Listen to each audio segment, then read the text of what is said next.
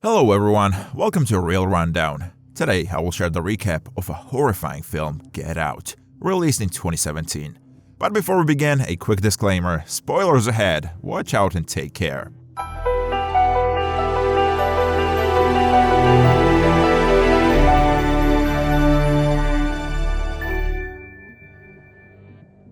A black man gets trapped in the house of a racist white family. Will he be able to get out from this sinister place? Stay tuned to find out. The movie starts with Andre, a black man walking in a quiet neighborhood. A white car approaches him, making him uneasy. As he tries to leave, he sees the car door is open. Unexpectedly, the driver quickly strikes him, causing him to lose consciousness, and then drags him into the car. Next, we meet our main character, Chris Washington, an African-American photographer who is finishing packing. Rose Armitage, his white girlfriend, shows up at his door, prepared to bring him to meet her parents. Chris, feeling uneasy, asks if her parents know he's black, worried about possible racism. Rose assures him that her parents don't have any such prejudice. On their trip, Chris calls his close friend Rod, who works as an airport security officer, to thank him for taking care of his dog while he's away. It's evident that Rose's parents are wealthy. Her dad, Dean Armitage, is a neurosurgeon, and her mom, Missy, is a psychiatrist. While visiting, Dean gives Chris a tour of the house. Chris feels uneasy when he sees the black groundskeeper and housekeeper. Later, everyone gathers on the porch for a chat. The parents mention a house party for the next day. In the conversation, Chris shares about losing his mother in a car accident when he was young. Sensing the sensitivity, the parents shift to discussing Chris's smoking, suggesting Mrs. Hypnosis therapy to help him quit. As they talk, the housekeeper Georgina brings tea, acting strangely happy and stressed. Missy abruptly sends her away. Just as Chris's reaction is about to be shown, Rose's younger brother Jeremy arrives home from med school, interrupting them. At dinner, Jeremy, drunk, shares a funny high school story about Rose. Tension rises when Jeremy asks Chris about his fighting skills and brings up racial differences. He even tries to start a fight, but the parents intervene. Later in Rose's room, she expresses frustration about her family's odd and racist behavior that day. She apologizes to Chris, admitting she didn't expect her family to act like that. Later that night, Chris has trouble sleeping, so he goes outside to smoke. Suddenly, he sees the groundskeeper Walter running toward him. But Walter passes by without saying anything. When Chris looks back, he sees the housekeeper Georgina looking at her reflection in the window without noticing him. Back inside, Chris finds Missy having tea in the therapy room and joins her. She questions him about his smoking habit and suggests trying therapy. While stirring the tea, the scraping sound affects Chris. Missy then asks intrusive questions about the time of his mother's death. Despite hesitating, the noise compels Chris to respond. Missy persistently asks about his painful memory, and gradually he starts to cry and eventually feels paralyzed. As a final step, Missy utters a single word, sink. Immediately, Chris feels an involuntary sensation of sinking into his mind. Missy calls this state the sunken place, where his awareness disconnects from his body. The next moment, he wakes up in Rose's bed, receiving a text from his friend Rod. Chris recounts the previous night as a terrible dream. With a low battery, he plugs in his phone. Deciding to explore and photograph the surroundings that day, he talks to Walter, the groundskeeper, who appears strange, with distant eyes and speech resembling a person from the 1950s. Chris tells his girlfriend about the hypnotic experience, leading her to apologize for her mother's actions. He also realizes that the hypnosis worked, as he no longer has a craving to smoke. Soon after, they observe a gathering of white guests arriving for the Armitage's annual event through the window. The older guests behave oddly around Chris, asking inappropriate questions about his abilities and making uncomfortable remarks about his skin color. Chris walks away to find a better spot for photography. During his exploration, he encounters another black man named Logan King, who, like Walter, acts and speaks like an elderly white person. Later, Chris meets a blind man named Jim Hudson at the event, recognizing him as a renowned art curator who lost his sight due to a genetic condition. Unlike others who focus on Chris's race, Jim appreciates Chris's work and praises his photography skills. As Chris grows weary of socializing at the party, he goes upstairs, and suddenly everyone falls silent and looks upward. Returning to Rose's room, Chris sees his phone charger unplugged. Suspecting Georgina, he tells Rose, who thinks there's no harm intended. Chris calls Rod, updating him about Rose's mom's hypnosis. Rod finds it strange and mentions that white people love making black people sex slaves. Georgina interrupts, and Chris asks her about feeling uneasy among white people. Georgina seems like she wants to say something but starts crying, mentioning the Armitages treat her like family before living strangely. While trying to secretly photograph Logan for Rod, Chris accidentally leaves the flash on.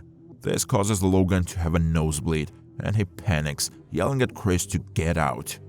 Logan is taken away, and Dean later explains that Logan is epileptic, and the camera flash triggered his reaction. To lift spirits, Dean suggests a party game, but Rose notices Chris's gloomy expression and takes him for a walk.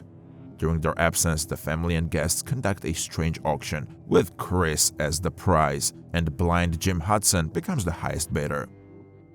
Meanwhile, in the woods, Chris tells Rose that he's been feeling strange since the hypnosis. He expresses a desire to go home, and Rose agrees, planning to leave for the city the next morning. Returning to the house, Chris sends Rod the photo of Logan. Rod identifies the man as Andre Hayworth, who dated someone they knew. Chris's phone dies before they can continue. Recognizing a serious issue, Chris tells Rose they must leave immediately. Though she agrees, she needs to get her bag first.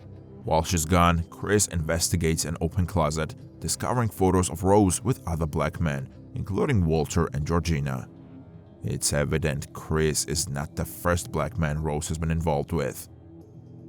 Rose reappears, claiming readiness to leave but unable to find her car keys. Chris presses her to head downstairs. Unfortunately, Jeremy blocks the door while Missy and Dean close in. Chris demands the keys, and Rose confesses her role in the family scheme. Chris attacks Jeremy, but Missy's teacup taps put him under hypnosis again. Helplessly, Chris is escorted to the basement by the family. In the city, Rod becomes increasingly worried about Chris. Despite numerous calls, he gets no response. Back with Chris, he wakes up bound to a chair, trying unsuccessfully to break free. A TV turns on featuring a video of Rose's grandfather explaining Chris was chosen for his genetic advantage as a black man. The sound of tea being stirred plays, causing Chris to lose consciousness again. The following day, Rod visits the police to report his suspicion that his friend Chris is held captive by a white family. He explains their alleged practice of kidnapping black people as sex slaves, but the police dismiss him, responding with laughter. Meanwhile, Chris wakes up in the basement and sees blind John Hudson on TV. John calmly reveals a plan to transplant his brain into Chris's body, leaving Chris's consciousness trapped in the sunken place. Rose's family has been transferring elderly white individuals' consciousness into young black bodies for desired attributes and a distorted form of immortality. In John's case, he covets Chris's eyes above all else. Chris notices cotton sticking out of his armrest just before the tea recording begins. Expecting another blackout, he braces for unconsciousness. In an adjacent room, Dean starts the brain transplant procedure as Jeremy goes to get Chris. After releasing the chair restraints, Jeremy prepares an IV. Chris seizes the chance and strikes Jeremy with a lacrosse ball. He had protected himself from hypnosis by plugging his ears with the cotton from the chair's armrest. Observing the mounted deer on the wall, Chris forms a plan. With Jeremy missing, Dean goes outside to look for him. Seizing the opportunity, Chris confronts Dean, using the deer's horns to fatally injure him. In the chaos, Dean knocks over a candle, starting a fire in the operating room where Jim Hudson is anesthetized. Chris then goes upstairs and encounters the mother. Moving quickly, he knocks the teacup off the table before she can reach it.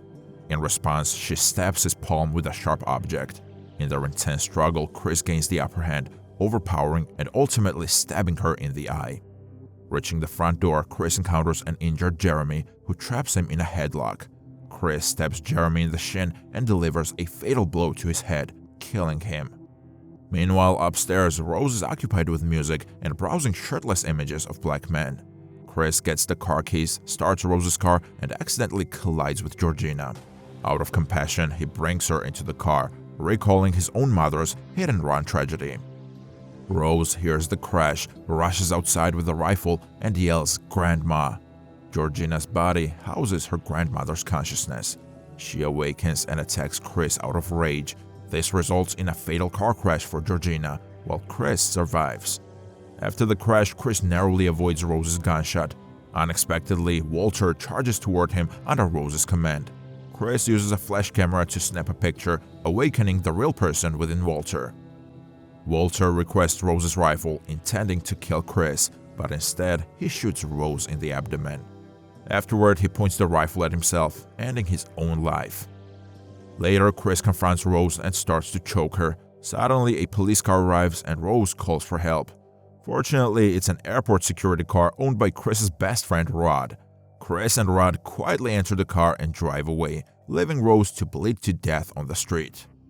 Feel free to share your thoughts on this movie in the comment section below. If you enjoyed the content, remember to give it a thumbs up, share and subscribe. Until next time.